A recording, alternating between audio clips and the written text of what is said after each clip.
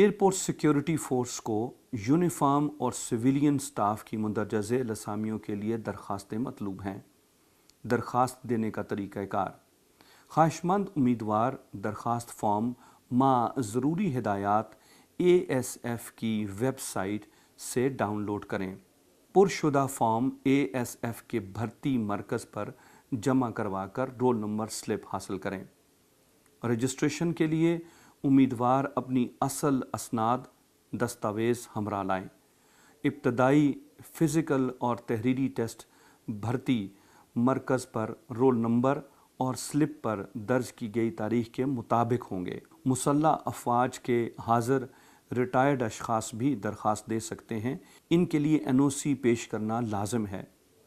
تمام اسامیوں کے لیے معذور افراد کا کوٹا 2% ہے۔